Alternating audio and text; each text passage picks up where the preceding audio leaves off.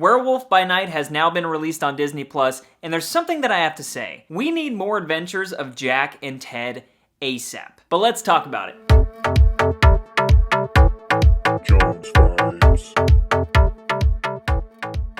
What's up everyone, and welcome back to Jones Vibes. If you're new to the channel, I do movie and television reviews, and it's a scary good time. But today I'm talking about Werewolf by Night, and I really want to know what you thought about it. Feel free to comment below, as well as stick around because I'm going to be giving my vibe check rating at the end of this. But this film, or I guess short film, but regardless, it was directed by Michael Giacchino, and wait, isn't that one of my favorite composers of all time? Why, yes it is. This guy is awesome. Honestly, the score for the Batman alone is enough to make me praise him for like the rest of my life.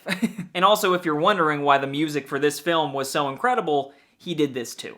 But starring as Jack, we have Gael Garcia Bernal. You might know him from Mozart in the Jungle, or more recently, M. Night Shyamalan's Old. And he is phenomenal. Honestly, I was so excited when I saw that he was cast in this, and he delivered. And then I think the only other real mention would be Laura Donnelly, and I had never heard of her, but she was great. And so is this story. The MCU needs more things like this, and honestly, I was a little bit shocked that they took the chance. There was plenty of terror, there was even some gore. Guy gets his arm ripped off, he's like, ah! And the black and white style was honestly kind of nostalgic for like those old-timey horror movies, and it was very unique, very fun. It's also just been a while since I've seen something with monsters, you know, vampires and werewolves, and this is the perfect time of year for it. It also had humor as well. It kind of had that MCU spark of humor, and that kind of plays into the relationship between Ted and Jack. And like I was saying in the beginning, we need so much more of this kind of buddy duo. Hit the like button if you agree, and also just the fact that we got Man-Thing revealed in this movie. I feel like this is just one big playground, and if you kept making movies like this, more and more characters could come in. I don't know. But I did find myself laughing, and there were scenes where that quickly turned to yelling and screaming. He turns into the werewolf, and I was like, oh my. It was genuinely scary, and that's different for the MCU. It really is. You know, Multiverse of Madness had scary scenes for sure, but this is